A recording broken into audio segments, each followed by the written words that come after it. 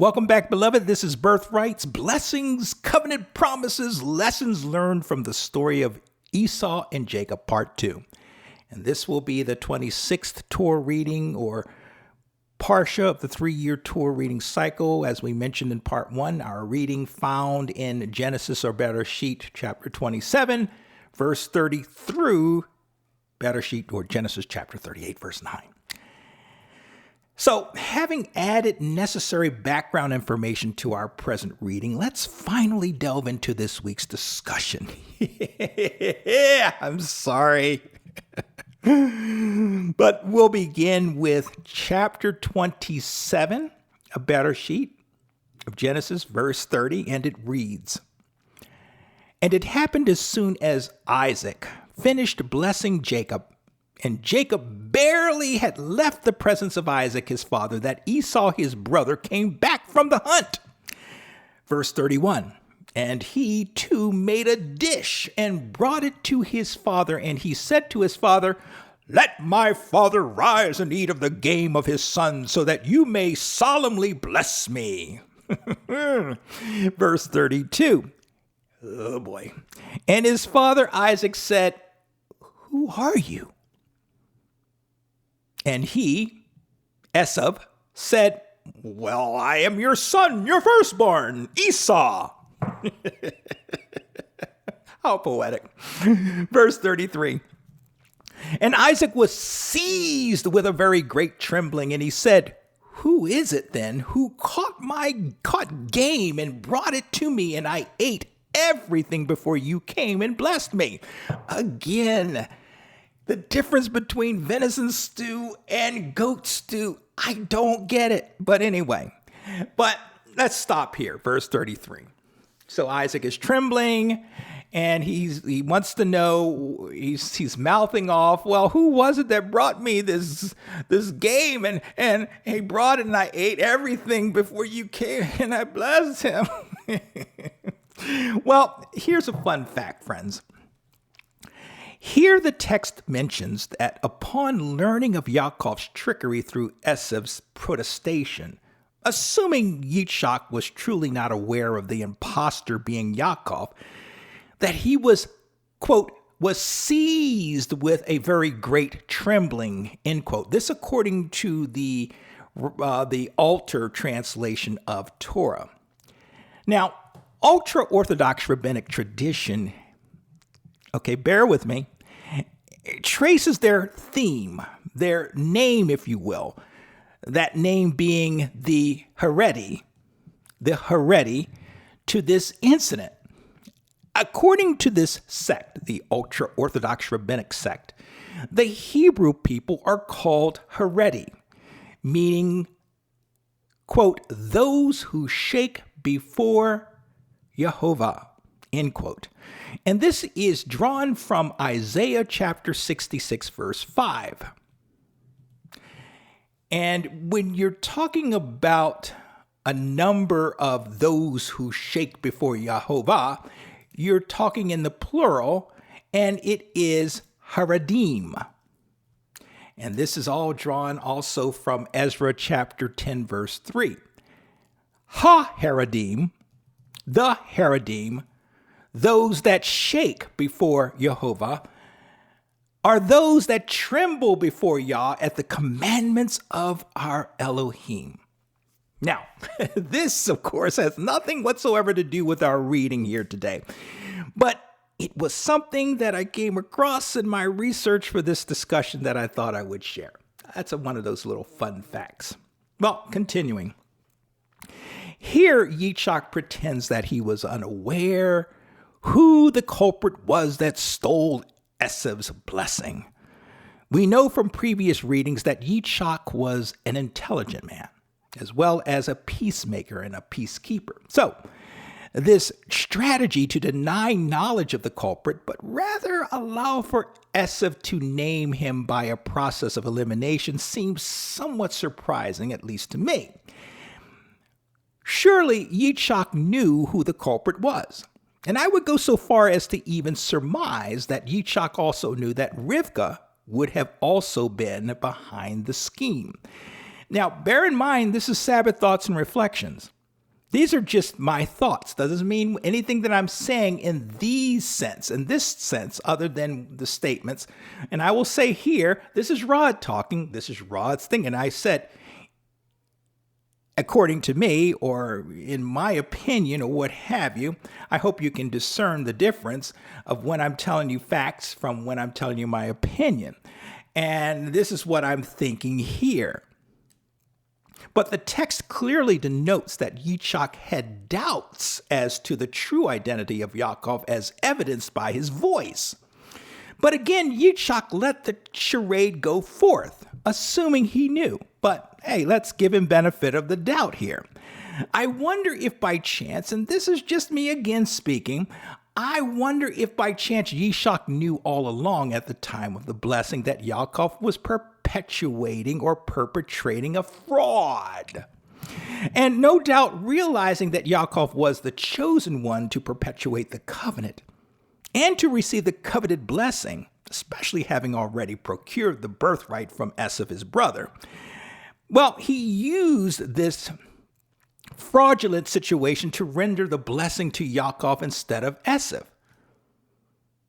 This would have given Yitzchak sort of an excuse or a way out, if you will, for his oversight in this situation in the eyes of his beloved son Esau. Remember, Yitzchak loved Esau. And the text says he loved him because of the venison he brought him. That's it. But Rivka loved Yaakov. Interesting, huh? But we find in Bereshit chapter 27, verse 33, that Yitzchak refuses to rescind the blessing conveyed to Yaakov, despite Esau's seeming over-the-top protestation and outrage, and despite the blessing being absconded by his younger brother through trickery and it being contrary to ancient Near East conventional wisdom. But instead, the patriarch affirms that he did indeed pass on the covenantal patriarchal blessing to the younger Yaakov. And this is certainly an attestation to the seriousness that the patriarchs placed on issues of birthrights and blessings. This is a serious stuff here. These once firmly established, the birthright and the blessings, well, they were irrevocable, and their establishment was not to be contested. Before they're rendered, they can be altered and changed by circumstances or by Yah himself. They can be changed up to that point. But once established, once Yaakov once Esau sold Yaakov the birthright, and once Yitzchak delivered the blessing, that was it. That was it. Over and done. Sorry, Esau, you're out. Now, one has to wonder what, if any, importance and influence the revelation Yah conveyed to Rivka during her pregnancy had over Yitzchak, if anything. And I'm referencing back again, chapter 25, verse 23, when she went to this undisclosed location to inquire of Yah what was going on within her body at the time of her pregnancy. But for Yitzchak, he seemed hard bent. It seems. Despite this information, Yitzchak seemed hard bent on conveying that patriarchal blessing to Esau. It seems reasonable to conclude that in addition to Rivka's preference to the younger Yaakov, remember, she loved loved Yaakov, loved Isaac. Man, I'm really messing that up. Rivka loved Jacob.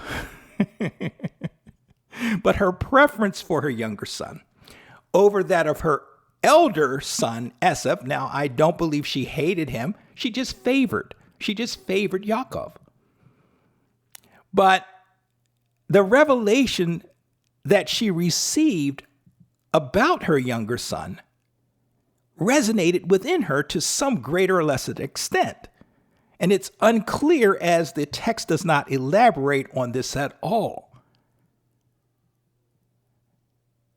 How much influence did that have in that house? How important was that revelation that she received in that house all those years?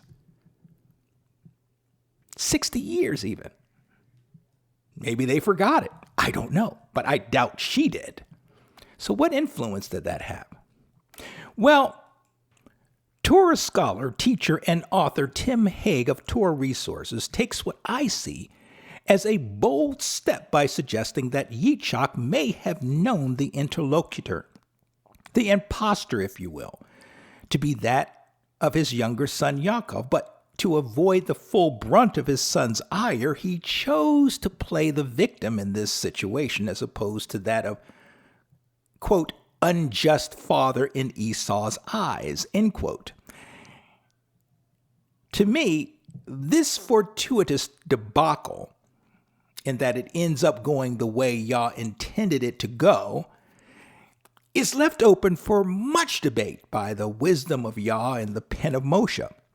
And I find it very interesting that in some things regarding the patriarch, Yah chooses to reveal what the patriarchs are thinking, but here, we're left wondering what Yitzchak really was thinking.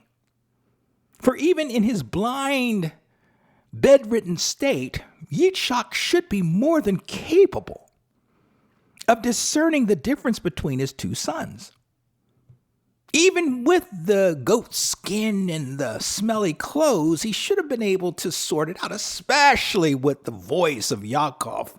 I can only imagine Esau was this gruff man. Yes, father, eat the stew. I'm here for my blessing.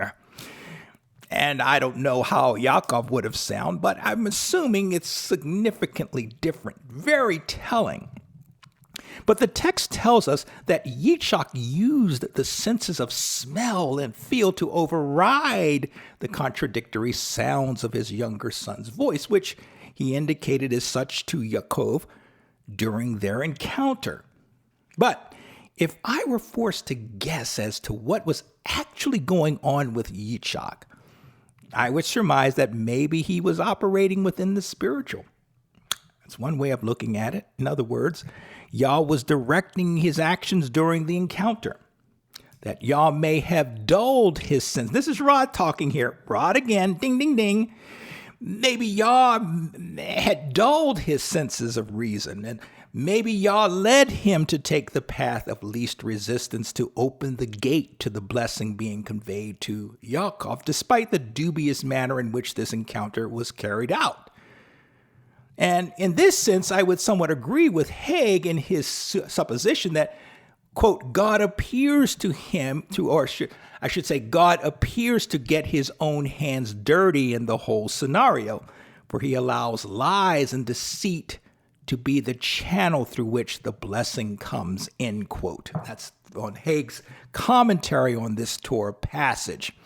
All of this is supposition. All of this is thoughts, reflections. Text is unclear. We don't know what was going on. Now, I realize that some of you might take some umbrage over the suggestions that Yah would somehow participate in human evil for purposes of, well, bringing about his perfect will in the earth. I would say, in slight defense of this theory, that it's not so much Yah directly intervening in the situation here, as much as we're talking about Yah's so-called permissive will. I'm doing air quotes, you can't see me. But I hear so much about permissive will that it's playing out in this situation. And Yaakov was who he was. He was a trickster. He was a manipulator. That's the way he was drawn. Rivka was who she was. She loved Yaakov much more than she loved Esau. So it is only natural that she would do all that she could to see it that her favorite got what she obviously knew was due to him, according to Yah's revelation to her some 60 or so years previously. I believe it's 60 years. You see, it's only natural for all concerned to favor Yaakov in this whole situation because we, along with Rivka, no doubt Yaakov, no doubt Yitzhak, we all know that Yaakov the younger was chosen of Yah to perpetuate the covenant, despite him being the younger. Let's be real here. We were rooting all along for Yaakov. We didn't care too much for Esau. And yes, it stings a little knowing that Yah's revelation would come to fruition via ill-gotten means. But in the end, whether hook or crook on the part of Yah's human creation, Yah's eternal will comes to fruition always. As Haig so aptly states, quote, God's purposes are not thwarted by the sinful acts of mankind, end quote. Again, that was from Tim Haig's commentary on this parsha. We saw evidence of this reality in the story of Abraham, Sarah, and Hagar, whereby in order for the promise of an heir to Abraham's wealth and the covenant promises, the perpetuator of the covenant, that Sarah contrives the scheme to override her barren state and give the family the son to make all the promises of the covenant come to fruition through her handmaiden Hagar. And that turned out to be somewhat of a mess back then, as well as even today. But let's continue on. We're going to be at verse 34. We're in chapter 27 of Bereshit, Genesis. And the text reads, verse 34, Now blessed he stays. This is Yitzhak talking. He tells Esau, now blessed he stays. In other words, sorry, Esau. Sorry, buddy. I really was rooting for you, but, because I love your stew, but unfortunately, that brother of yours, you know how he is. He's a trickster. Well, he got the blessing.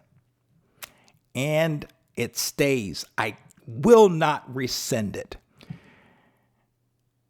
When Esau heard his father's words, continuing here, he cried out with a great and very bitter outcry, and he said to his father, Bless me too, father. Let's stop. It turns out that Esau realized that, at least by ancient Near East standards, he stood to lose a significant amount of material and spiritual wealth to his slightly younger brother, as depicted here in chapter 27, verse 34, in such raw human tones. Bless me too, Father. And he does this in a bitter outcry, it says. And he cries out with a great and very bitter outcry, bless me too. Esau had foolishly sold his birthright to Yaakov some time before, verse 34 of chapter 25, which effectively disqualified him from receiving the coveted double portion that was commonly rendered to the older son by the parents. And it now turns out through trickery that Yaakov received that coveted double portion, leaving Esau with nary a blessing to be considered a blessing. It was more of a prophecy than anything. Yaakov would receive the fertile ground of his Canaan homestead, while Esau and his descendants would dwell in the mountain country. In total, Esau's blessing was a devastating blow, which would likely have not been such if Yaakov and Rivka had not gotten their paws into Yah's business in the first place. Nevertheless, Yah has this uncanny way of making lemonade out of lemons. As they say, I got it right this time. And certainly in this situation, despite the unforgivable trickery that went down here, Yah's will and plan ultimately came to fruition. But that plan and will coming to fruition would not be manifested in Yaakov and his seeds' lives without much hardship and challenges. Remember, when we tinker around with Yah's will and his plan, there are consequences that go with that tinkering and fumbling around. And certainly, Yisrael has suffered those consequences many, many times over throughout millennia. Let's pick up at verse 35. Again, we're in chapter 27. And he said, the he being Yitzchak, he says to Esau, your brother has come in deceit and has taken your blessing. So now he's blaming Yaakov.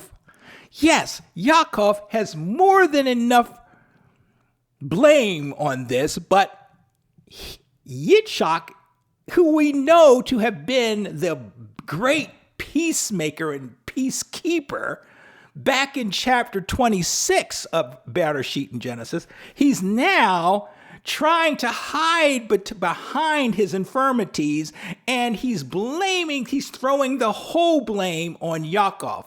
So he's not taking any responsibility. And who knows, maybe he knew that Rivka was behind this or not. I don't know. But Rivka is actually, Rivka gets away with murder here as well. Verse 36. And he said, he being Esau,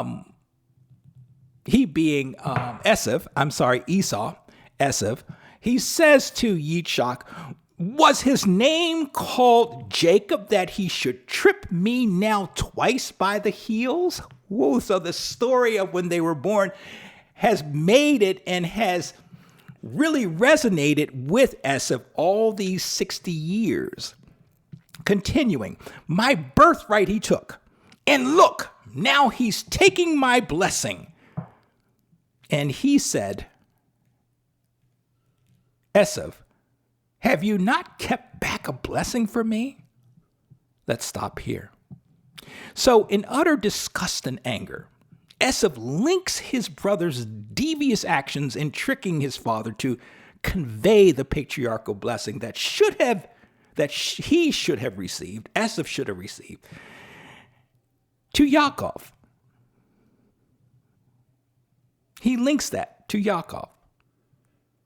Yitzchak doesn't state emphatically that it was Yaakov. He just puts out enough information of what happened to allow Esau to come to his own conclusion. And of course, Esau correctly comes to the proper and right conclusion. In Yaakov's name here harkens back to the time of the twins' birth, whereby Yaakov emerged from Rivka's womb, grasping on to his brother Esau's heel. This is back in Genesis chapter 25, verse 26. So Yaakov, the name, is etymologized, I should say, a little tongue-tied there, is etymologized as heel grabber, not healing and getting made whole from a sickness. Heel, as in your foot, H-E-E-L, heel grabber. Maybe my Baltimorean accent may not come across well, but that's what I'm saying. But heel grabber is insufficient in Esau's mind to describe Yaakov's dubious ways. So what does he do? He adds another layer to his brother's name. This time, Yaakov carries an added meaning of crooked, which aptly describes that which he just done, which Yaakov just does to Esau. He tricks him. He crookedly does this thing, this imposturing thing to Esau once again. He tricked him to get his birthright, which really wasn't a trick at all, if you ask me. It was a legitimate thing. Esau was foolish, but Yaakov played upon his dire situation, air quotes, and his famished ways, and he's about to die up in here. Yaakov, give me some of that lentil stew. And so he plays upon that, and he ends up, Esau sells him his birthright. So Esau obviously has never gotten over that. And he honestly believes in his heart that Yaakov tricked him. But he really didn't. And here, Yaakov didn't trick Esau, he tricked his dad, Yitzhak, which again, that's up to debate. And we just talked about that. And, if we go along the lines of the text, yeah, it does go along the storyline that Yaakov, with Rivka's help, tricks Yitzhak into passing on the patriarchal blessing to him, or passing on the covenant blessing and promises on to him. So Yaakov gets both the double portion of the material wealth as well as the spiritual blessings and the covenantal blessings that come along with the birthright and being a firstborn, although he was second. Let's pick up with verse 37. Verse 37, we're in chapter 27, and it reads, "And Isaac answered and said to Esau, Look, I made him overlord to you. And all his brothers I gave him as slaves, and with grain and wine I endowed him. For you then, what can I do, my son?" Verse 38, "And Esau said to his father, Do you have but one blessing, my father? Bless me too, father." And Esau raised his voice and he wept. Verse 39, "And Isaac his father answered and said to him, Look, from the fat of the earth be your dwelling, and from the dew of the heavens above." Verse 40, "But your sword shall you live, and your brother," or I should say, let me back up. Again, we're in verse 40. "By your sword shall you live, and your brother shall you serve. And when you rebel, you shall break off his yoke from your neck." Let's stop here for just a sec. Almost similar in construct. Yitzhak's blessing here foreshadows Esau, like his uncle before him, making his way through the rest of his life through violent means. His uncle before him being Ishmael. Both of them said that they are basically the blessings, the prophecy given over each of them, both of them, is that they're going to live in violent means or through violent means. And certainly history bears this out for both sets of tribes. Both sets of tribes this bears out to. Picking up at verse 41, chapter 27. "And Esau seethed with resentment against Jacob over the blessing his father had blessed him. And Esau said in his heart, As soon as the time for mourning my father comes around, I will kill Jacob, my brother." Wow. Verse 42, "And Rebekah was told the words of Esau, her elder son," which is interesting. As loud as this argument, this conversation would have been, it seems she would have heard, but the text says that she was told. Rebekah was told the words of Esau, her elder son. "And she sent and summoned Jacob, her younger son, and said to him, Look, Esau, your brother, is consoling himself with the idea he will kill you." Wow. Although our text states that Esau determined in his mind, and no doubt heart, that he would seek to take the life of his brother after the passing of his father, it appears evident here, that he also articulated his intent in the hearing of Rivkah. But the text is not clear on this, but it would seem at some point, Esau or Esau's plan to take out his brother, to recompense, to avenge what has happened to take vengeance on his brother. He no doubt made it known in the house. Maybe he went and told his mother. I would not doubt he probably went and complained to his mother too. His mother said, what's wrong with you? Why you got such a sour face? Well, this is what happened, and you know what? I'm going to kill him for doing that. A typical, happy, ancient Near East Hebrew family. Oh, crazy, huh?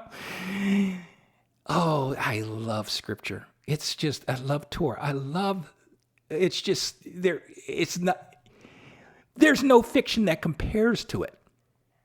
There's no real life story other than what's in Scripture that compares to it. This is awesome.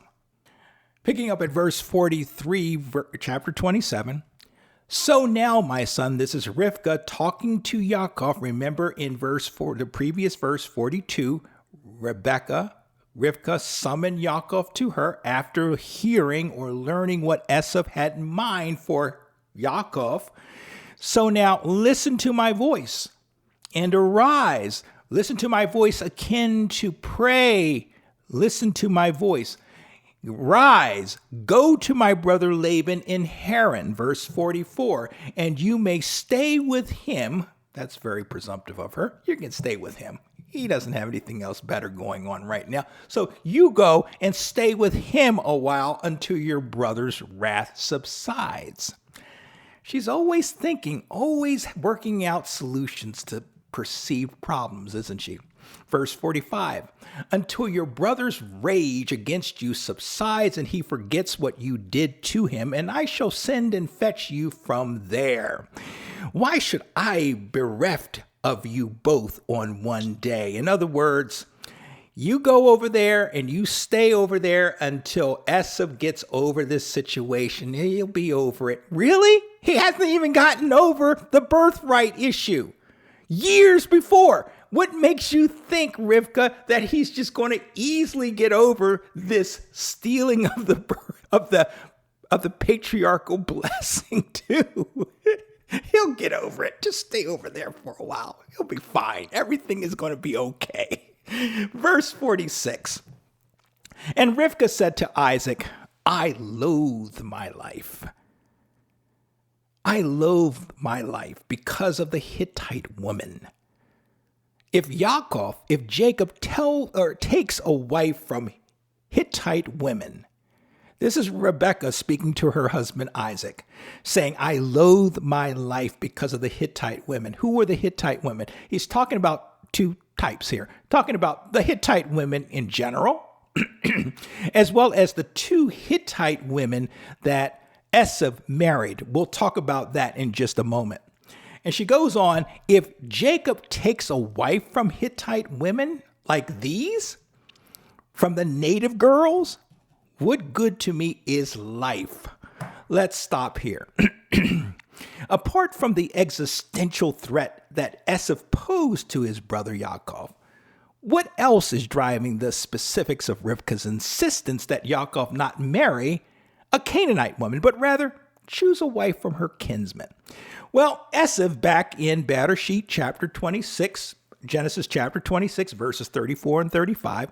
Well, Esau is recorded to have taken unto himself two Canaanite women as wives. Their names were Judith and Bashemath. The text details how this marriage situation upset both Yitzhak and Rivkah. And one has to wonder, as we've discussed in previous readings, that the tenets of the Abrahamic covenant excluded the patriarchs from perpetrating the covenant through Canaanite women as wives. And here, which just adds more murkiness to this story, Esau, who Yitzhak probably would have preferred to be the perpetrator of the covenant, goes out and probably knowingly marries not just one Canaanite woman, but two. Add to this his already foolish act of despising his birthright years prior, as they say, and one can only imagine that Esau is an impulsive, rebellious man, a repulsive man's man, if you will, who is spiritually obtuse. And two, Yitzhak and Rivka recognize that Esau is not suited to perpetuate the covenant. Yet they don't know how to get around the ancient Near East practice of the eldest son receiving the double portion and the blessing without involving themselves, helping the situation out, helping Yah out for that matter. Esau's and Yaakov's birthright and blessing story is found in the extra biblical text of Jubilees or Yovelim, chapter 26, verses 1 through 27. And let me back up. Jubilees, chapter 26, verse 1 through chapter 27, verse 11, as well as chapter 24, verses 3 through 7. And the writer emphasized that it was Yaakov that became the elder and Esau the less. It's an interesting way of putting it. Furthermore, the Jubilee text makes clear that Rivka vociferously declares her love for Yaakov and forcefully instructs him not to marry a Canaanite woman, of which she described and labeled as, quote, unclean and unrighteous, for their deeds were evil. 25 verse 1. But rather he was to marry only of the house of her father and her kin. And if he were to do that, she declared, that he and his children would be blessed of El Elyon, they being a righteous generation and a holy seed. Chapter 25, verse 3. This sort of served as a premature blessing over her son, which was not generally done by one's mother. But then we're talking about Jubilees here.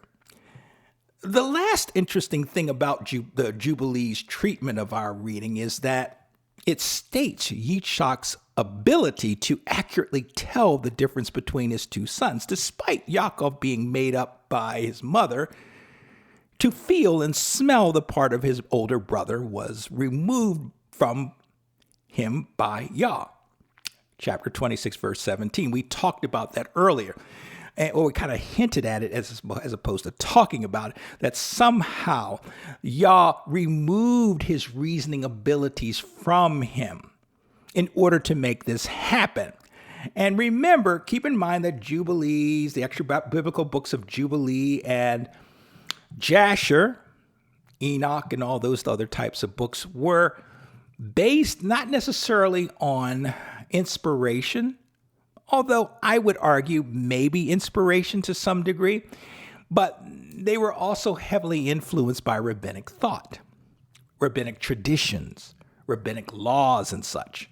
So we have to take them for what they are worth, which to me, they provide a lot of historical, cultural, and traditional layers to the story, the biblical stories that we wouldn't otherwise have. So they have extreme value to me, even though the storylines may not be accurate or questionable at best. So I don't reject them outright.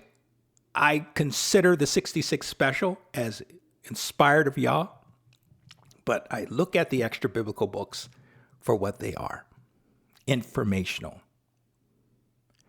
So we have here Jubilees suggesting that Yah removed or diminished Yitzhak's ability to reason here.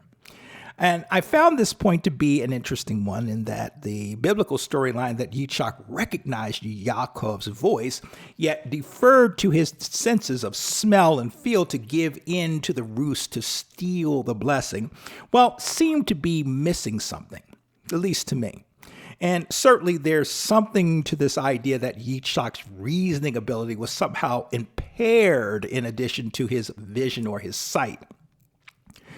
And there is at least one commentator that I came across in my study of this reading that also suggested that Yah was somehow orchestrating or behind this deception.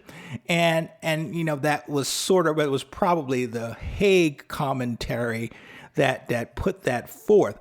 But this, of course, seems counterintuitive, and it seems kind of uncharacteristic of our Father, that he would involve himself directly in such a thing. So I don't necessarily ascribe to this diminishing of it. It's possible, I would imagine.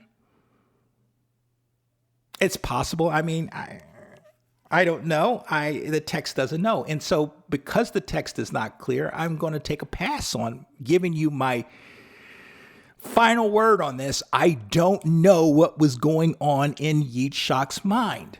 I kind of gave you some ideas about what I would think could be talking or happening in his mind, but the bottom line is we don't know what we don't know. We don't know what he was thinking. Let's move on now to chapter 28 of our Torah reading passage, verse 1.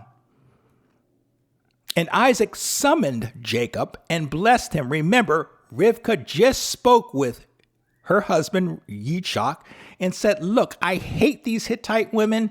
If Jacob marries one of them, we've had nothing but problems with Esau's wives. If I'm telling you, if Jacob marries one, I'm just going to die. I can't deal with it. We need to send him to my kinsman and marry one of those nice little Laban girls that they have up there. So that's where we are here in verse 1 of chapter 28. Isaac summoned Jacob here. Now he's going to send him off, and he blesses him and commands him and says to him, you shall not take a wife from the daughters of Canaan. Let's stop here. Yitzhak renders then a parting blessing to his son, along with covenant-linked instructions to not take a Canaanite woman as a wife. Now, this is not the covenant blessing that Yaakov supposedly tricked his father into passing down to him. That blessing is found in Genesis, or Bereshit, chapter 27, verses 26 through 29. And it reads, since we did not go over it in this post, I'm going to read it now just so that we make sure we cover it. We didn't cover it, so I want to read it here. It's right in front of me. Verse 26, and Isaac his father said to him, and again, Bereshit, Genesis chapter 27, verse 26 through 29. And Isaac his father said to him being Jacob, Yaakov, come close, pray, and kiss me, my son. Remember, he's thinking he's Esau. Yitzhak is thinking he's Esau, supposedly. Okay. And he, Yaakov, came close and kissed him. 27. And he smelled his garments. And he blessed him, and he said, see, the smell of my son is like the smell of the field that Jehovah has blessed. Wow. Okay. Verse 28. May Elohim grant you from the dew of the heavens and the fat of the earth, and abundance of grain and drink. Verse 29. May peoples serve you and nations bow before you. Be overlord to you brothers, or to your brothers, I should say. May your mother's sons bow before you. Those who curse you be cursed, and those who bless you blessed. Beautiful blessing. Beautiful blessing. I'm sorry if I broke up with that, but it's just the whole smelling of the garment thing that just trips me up every time. But so Yitzhak included the elements of the Abrahamic covenant. I hope you recognize some of that. We went over this in previous discussions, but this blessing included those elements of the Abrahamic covenant, which ended up going to Yaakov and not to Esau. And this is what makes this whole thing all the more mysterious. And surely Yitzhak would know that Yaakov was the chosen one to perpetuate the covenant, not Esau. So there must be some unidentified forces at work here to make this blessing do what it was supposed to do.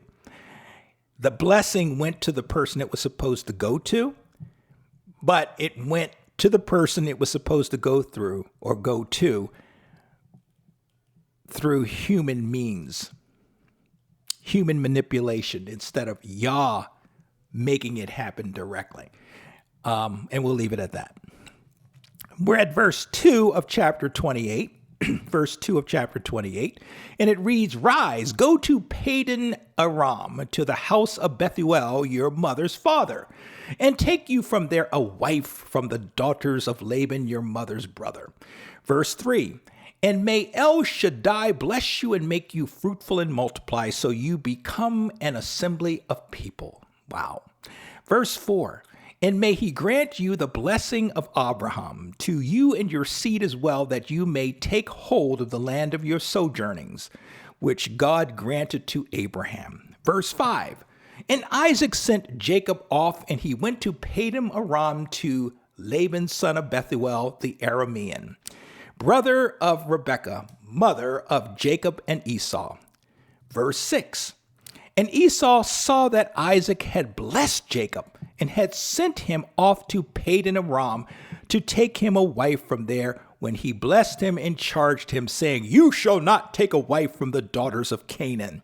So Esau is seeing that all the favor that's happening here, that they're bending over backwards to make sure that Yaakov doesn't do what Esau, the crazy one of the family, did. Marry not just one, but two Canaanite women. So verse 7, what does he do? No, I'm sorry. Esau hears this. Esau hears this, and he's going to do something in verse 8 to try to make things a little different. Or he may be just stirring the pot. I don't know. But it's interesting. Let's go on. Verse 7, "And Jacob listened to his father and to his mother, and he went to Padan Aram." So Jacob is off now, going just like his daddy before him, going off to find a wife in Padan Aram. Verse 8, "But then here's the brother, Esau saw that the daughters of Canaan were evil in the eyes of Isaac, his father." So he is now, remember, Esau is not stupid. Esau may be crazy, but he ain't stupid. So he knows that his parents do not care for his wives, his Canaanite wives. So he turns his eyes somewhere else he's going to go get some more wives. So, or another, he's going to get another wife. So what does he do? Verse 9. "And Esau went to Ishmael being his uncle, Ishmael being Hagar's son. And Esau went to Ishmael, and he took Mahalath, daughter of Ishmael, son of Abraham, in addition to his wives as a wife." Okay, so what did he do? Instead of Esau going to Padan Aram to get a wife from his daddy's and his mother's kin, he goes to his uncle Ishmael's family and gets a wife from them. And you wonder, wow. Now, it's either he's just not really seeing it, or he's just stirring the pot, or he's just kind of, in this sense, just spiritually inept. It's not clear, and I don't mean any disrespect to the so-called patriarchs. When I say so-called, I'm talking to your Ishmaels and I'm talking about your Esau's. I guess in a sense, they're still patriarchs, but they're not the real covenant patriarchs.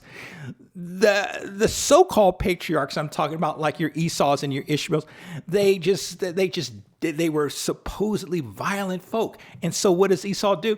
He, being a violent folk, living by the sword, goes to his uncle, who is a violent person living a violent life, to get another wife. And what does he think that's going to do? Does he think that it's going to satisfy his parents by him doing that? Again, more unknown stuff that this story puts forth. Now, let's bring this here to somewhat of a close, and let's look at the practical halakha, Sabbath thoughts, and reflections of this whole thing. Part 1 now and part 2 here back then.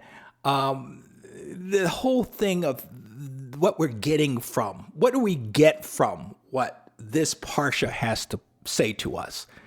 And the thing that came to my mind first and foremost is the concept of first the natural, then the spiritual. First the natural, then the spiritual. What does all this talk about birthrights, blessings have to do with us as modern day engrafted Israelites? What are we then to take away from this unusual story? Well, our Torah reading serves as a strong lesson to us today that we must learn to trust Yah at his word and to let him do his thing at his own time in his own way. Furthermore, it provides us insight into the ancient pathways that our Heavenly Father sanctioned and codified in our Torah.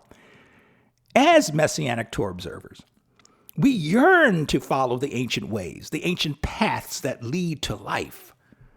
Abba instructed through his anointed prophet Jeremiah, "Stand ye in the ways and see and ask for the old paths.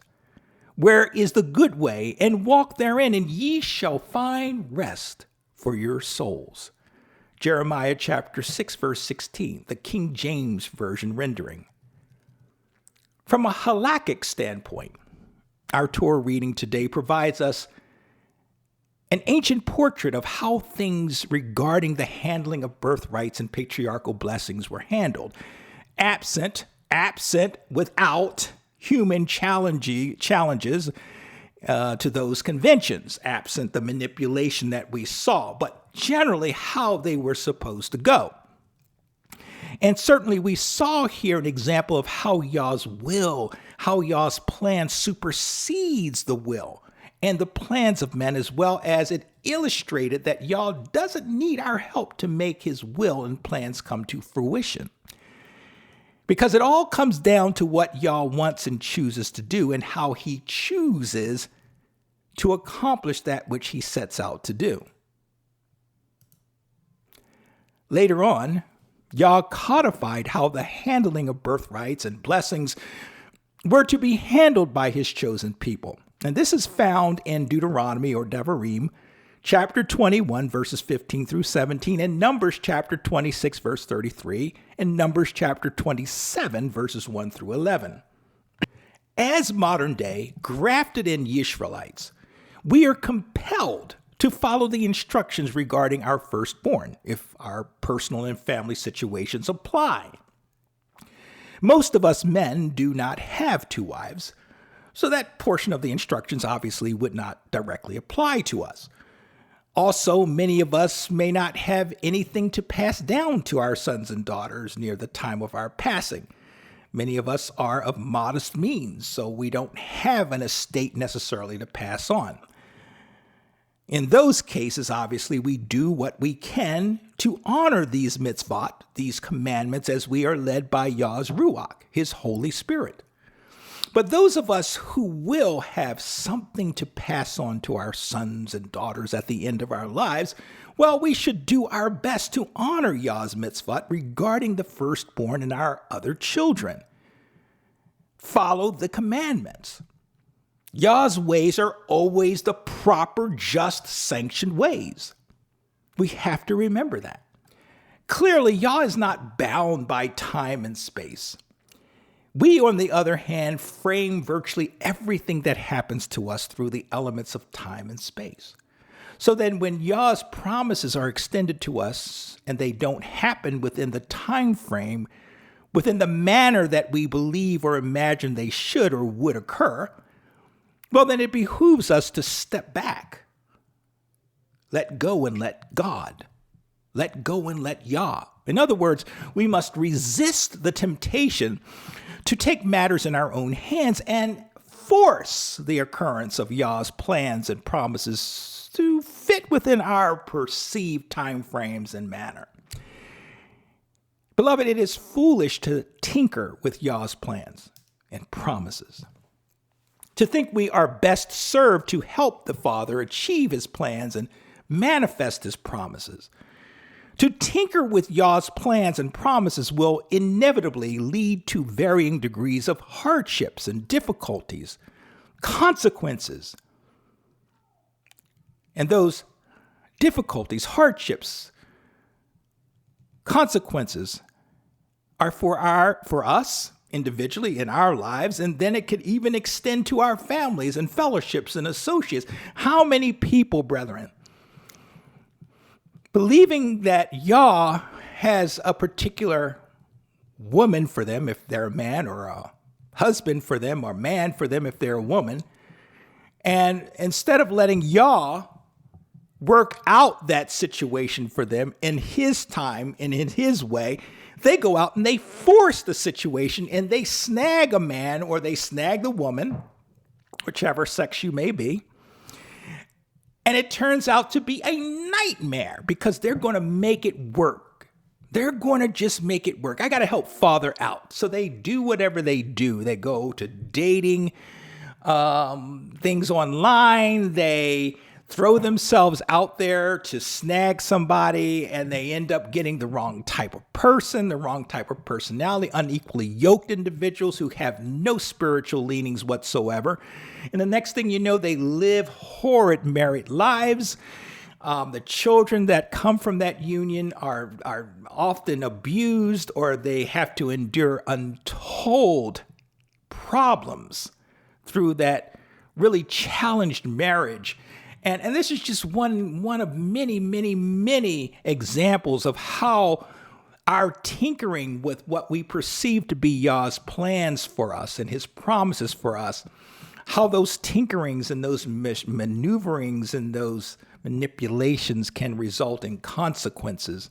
Although, yeah, we'll get the husband, we'll get the wife, but it's not the one Father wants for us. Or we miss out. I don't know. There's a million different avenues it could go. So it's best to just let go and let Yah.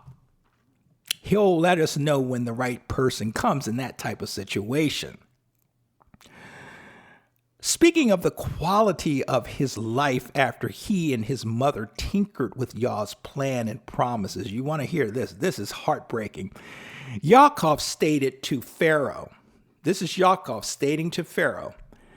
In Genesis chapter 47, verse 9, this is the Holman Christian Study Bible rendering. He says, "You know, Pharaoh, my pilgrimage has lasted 130 years. My years have been few and hard compared to his fathers. And they have not surpassed the years of my fathers during their pilgrimages." He says that his years have been few and they have been hard. This is the perpetuator of the covenant. And because of the manipulation that he was involved in and his mother was involved in, things went as planned, as Yah had planned, but their involvement, their wrongful involvement, led to Yaakov having many years of pain and hardship.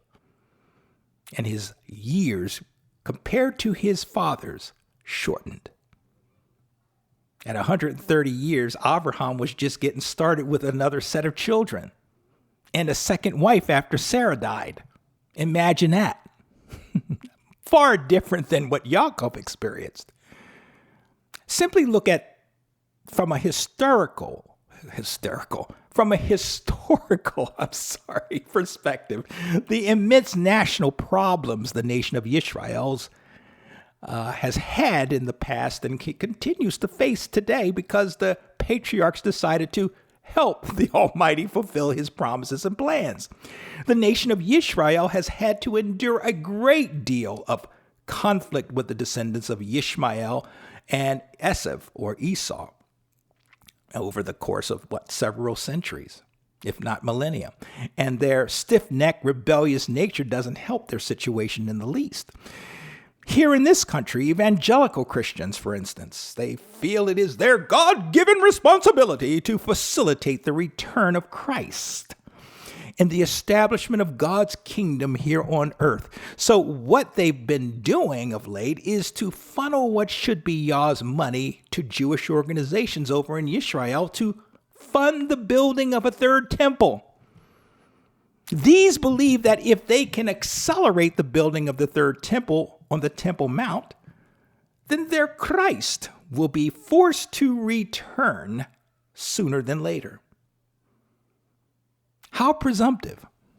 Still, other groups or sects of evangelical Christianity have sought to establish a strong political presence in Washington by installing evangelically chosen leaders into office and pushing through the national legislature systems Christian-based legislation that will bring about a rapid return of Christ and the establishment of Yah's kingdom here in this country.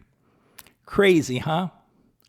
Look, Yah's eternal will and his plans will come to fruition in the end, and Yah's character demands that they must. As it relates to Yah's faithfulness, the Apostle Shaul wrote to the Roman Messianic assembly, "Let Yah be true, but every man a liar, that thou mightest be justified in thy saying, and mightest overcome when thou art judged." Romans chapter 3, verse 4. That was the King James Modified Version. Yes, Yah has everything under control, and he doesn't need our help at the least. Our duty as Yah's elect is to fear him. Deuteronomy chapter 10, verse 12. Fear Jehovah, our Elohim, to walk in all his ways, and to love him, and to serve Jehovah our Elohim with all our heart and with all our soul. Also Ecclesiastes chapter 12, verse 13 in that respect. Even our master gave us instructions as it relates to our duty as his disciples. He says, "Seek first the kingdom of Elohim and his righteousness, and all the concerns of life will be added unto us." Matthew chapter 6, verse 33. That was the English Standard Version modified by me. And this understanding extends beyond our seeking to help Yah out. It extends over into the concerns and the issues of this present life. Many of us face tremendous pressures during the recent pandemic, whereby our national and local leaders pressured us to receive an untested Hasatan, what I call a Hasatan-inspired concoction, that they swore would be the thing to protect us from this insidious scourge. Well, we don't need to worry about when Yeshua is returning, but rather do that which he commanded us to do while it is still day, in John chapter 9, verse 4. We don't need to do anything to help Yah bring about the advent of his kingdom here on earth. He's got not only this, but us as well under control. You see, if we can get past the natural urge to help things along in this life, to somehow make those things happen the way we believe Yah would have them be, but instead live by our faith, Habakkuk chapter 2, verse 4, well, Yah will do what he intended to do all along, and we will thrive and flourish within his perfect will. You know, I recall in my own life, just 5 years ago in the spring of 2017, after retiring from my 2 careers, that I believed Yah had in mind for us to relocate and begin a life of service to the kingdom in an entirely different place from which we'd raised our children over the last 3 decades. But I initially believed Yah wanted us to relocate the moment I retired, which turned out much to 4 years of frustration, 4 years of confusion as to what Yah did have in mind for us to do. Was it to relocate and serve him in another location of the country? Why wasn't it happening in 2017 when I retired? That relocation was to happen within the time frame, however, he had in mind for us, to a place we had never considered before, and through means that we never thought we would pursue. That is crazy to me. That was a lesson, a 5-year lesson, actually 4.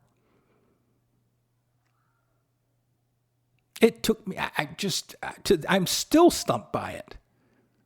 Thank Yah that I didn't succeed, that I didn't force the issue.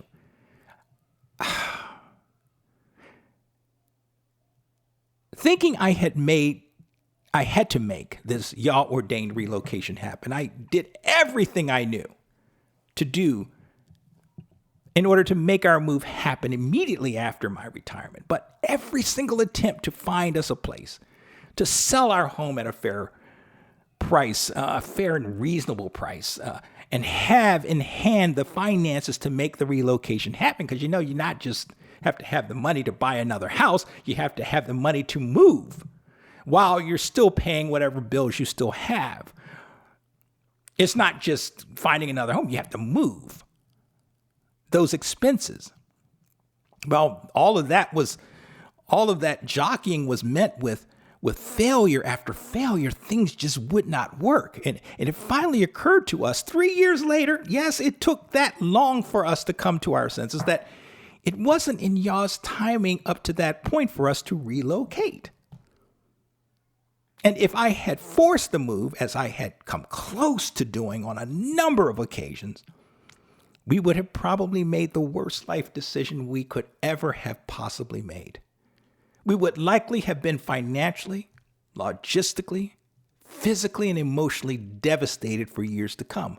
Those would have been the consequences. So, after coming to our senses, we left things in Yah's hands. Well, sort of. I kind of thought that maybe I had misunderstood Yah's plan for us to relocate and that we were destined to live out our retirement years in our SoCal home, the home where we raised our kids. But out of nowhere, I'm telling you the truth, in late 2020, everything suddenly started clicking into place in favor of a relocation to the home that only Yah could provide us. And I look back and I wonder what life would have been like if I had forced the move. Praise Yah, we finally learned to trust him and leave everything in his very capable hands. So now we have a blessed life of service in a home that is in a location that we never would have dreamed of initially, I should say, but that works quite well for us. Again, praise Yah, for whom all blessings flow.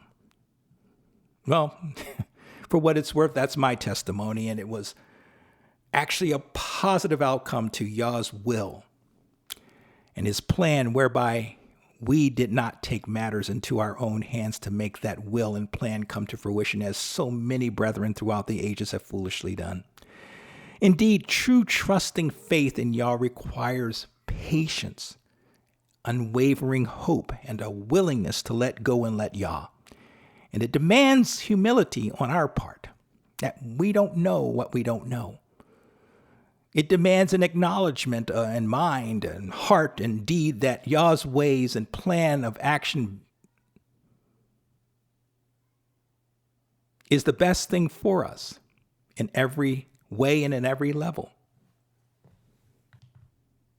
As it relates to the concept of the firstborn inheriting the throne of his father in 2 Chronicles 21, verse 3, we know that the firstborn, first begotten of Abba Father, was none other than the Yahushua, our older brother and Messiah, as described by Rav Shaul in Romans chapter 8. And it reads, verse 28, "Furthermore, we know that Yah causes everything to work together for the good of those who love Elohim and are called in accordance with his purpose." Verse 29, "Because those whom he knew in advance, he also determined in advance would be conformed to the pattern of his Son, so that he being Yeshua, might be the firstborn among many brothers." And then we have in Hebrews chapter 1, verse 3, "Who being the brightness of his glory and the express image of his person, and upholding all things by the word of his power, when he had by himself purged our sins, sat down on the right hand of the majesty on high. Verse 4. Being made so much better than the angels, as he hath by inheritance obtained a more excellent name than they. Verse 5. For unto which of the angels said he at any time, Thou art my son, this day have I begotten thee? And again, I will be to him a father, and he shall be to me a son. Verse 6. And again, when he bringeth in the first begotten into the world, he saith, And let all the angels of Yah worship him. You see, Yah chose Yehoshua as his firstborn, and he effectively conveyed unto him all of the privileges that would here in the natural be conveyed unto the son possessing the birthright. So then, as the firstborn of all human creation, the preeminent one, Yehoshua has inherited all that belongs to his father. Furthermore, he has been named the high priest of the body.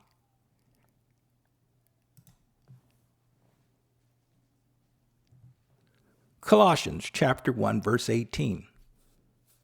Colossians chapter 1, verse 18 in the KJV Modified reads, And he is the head of the body, the ecclesia, the kahila, the church, who is the beginning, the firstborn from the dead, that in all things he might have the preeminence.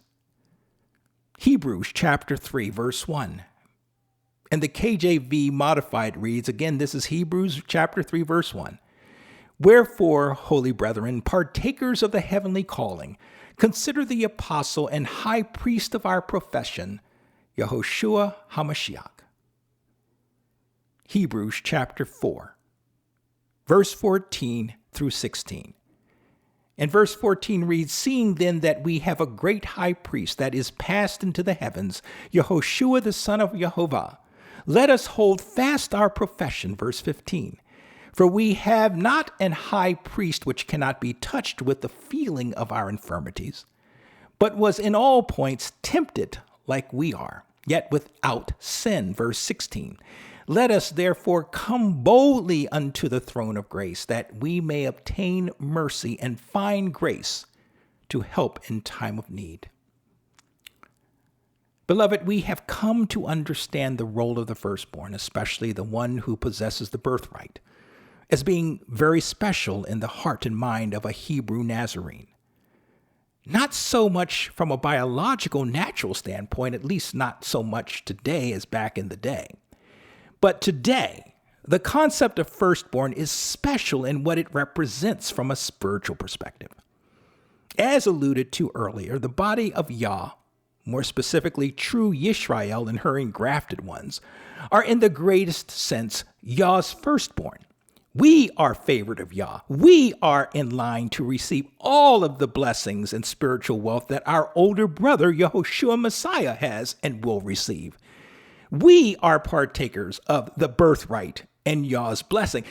Father is treating us like he treats his son, even though he still treasures Yehoshua as his beloved firstborn son.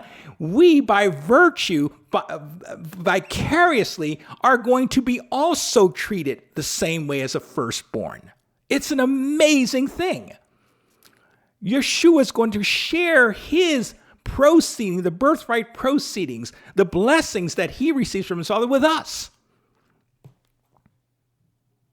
Hebrews chapter 12. And the complete Jewish Bible reading over in verse 22 and 23 reads, On the contrary, you have come to Mount Zion, that is the city of the living Elohim, heavenly Jerusalem, to myriads of angels in festive assembly, verse 23, to a community of the firstborn whose names have been recorded in heaven, to a judge who is Elohim of everyone, to spirits of righteous people who have been brought to the goal.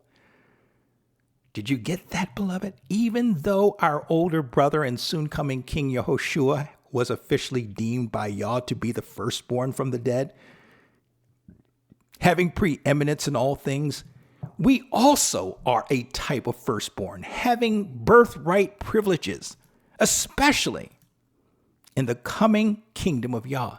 Oh, we may not hail from family wealth in this life.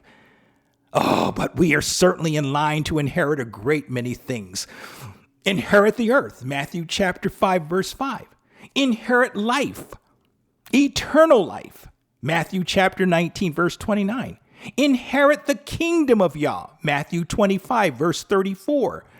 Inherit all things that Yah has to give us, Revelation chapter 21, verse 7. So let us rejoice for that which Yah has promised us through the person and ministry of our Master Yahushua Messiah.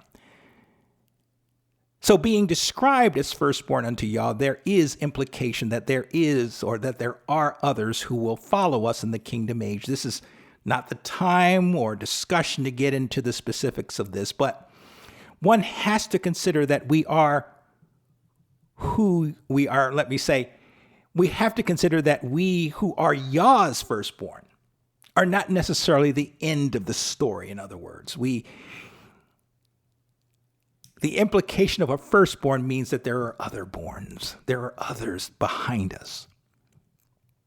In terms of patriarchal blessings, Shah will affirm that we are in possession of the Abrahamic covenant blessings that extend well beyond the material and onto the eternal. Galatians chapter 3. Verses 13 and 14. And 13 reads, the Messiah redeemed us from the curse pronounced in the Torah by becoming cursed on our behalf. For the Tanakh says, everyone who hangs from a stake comes under a curse. Verse 14. Yeshua the Messiah did this so that in union with him the Gentiles might receive the blessing announced to Abraham, so that through trusting and being faithful, we might receive what was promised, namely the Spirit.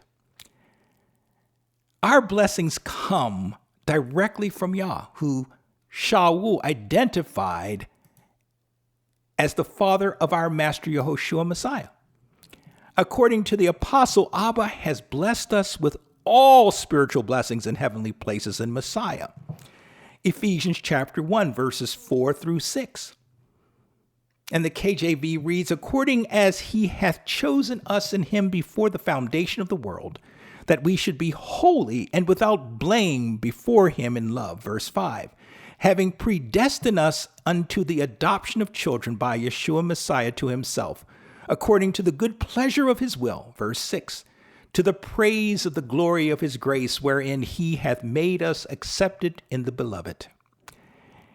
Those spiritual blessings in heavenly places in Messiah include grace and mercy through Yehoshua, the beloved of Yah, Ephesians 1, verse 6. Forgiveness of sins, Ephesians chapter 1, verse 7. Yah's kindness, his wisdom and understanding of the mystery of his will, Ephesians chapter 1, verses 8 and 9. Yah's Ruach HaKodesh, whoa, what a blessing. Ephesians chapter 1, verse 13. And an unimaginable inheritance to be conveyed to us in the kingdom, in Yah's kingdom. Ephesians chapter 1, verse 14. Yah loves us with a love that a human father would have for us or have for his firstborn. And because he treasures us so, the blessings we stand to receive are unimaginable. As the apostle described, eye hath not seen nor ear heard, neither have entered into the heart of man the things which Yah hath prepared for them that love him. 1 Corinthians chapter 2, verse 9, KJV modified. Beloved, let us not be dismayed at what appears to be the unfair blessings and acquired birthright inheritance of that some unredeemed souls have received. Many have received their inheritance, their birthright blessings, if you will, from their father Hasatan. They've received their rewards here on earth.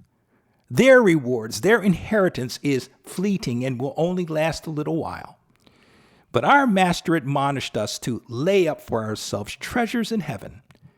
That is, those birthright, material, and spiritual blessings, where neither moth nor rust destroys and where thieves do not break in and steal. And he cautioned that where our treasure is, there we will find our heart also. That is, If our treasures are that which we collect here on this earth, then our hearts and our souls are focused on this earthly plane. But if we are heaven and kingdom minded, our birthright, our blessings will completely put to shame the wealth and prosperity of this world's elite. Well, has to be a record. This is the longest post I've ever done. It's a two-parter, and it, 3 hours total? I pray that you got something out of it. I pray that you're able to make it through most of it. I think Father has provided so many great pearls of wealth here, spiritual wealth here, spiritual knowledge, spiritual understanding, spiritual truths, as well as a lot of my banterings and my little anecdotes and things that I pray that you forgive me for. But that at the end of the day, we're all brothers and sisters in Messiah, and that we're all looking forward to his return. So that's it for today. And until next time, and as always, here on the Messianic Torah Observer's Sabbath Thoughts and Reflections, may you be most blessed, fellow saints in training. If you're listening on Sabbath, Shabbat Shalom. If you're listening outside the Sabbath, Shavua Tov. Many blessings to you. Take care. Rod signing out.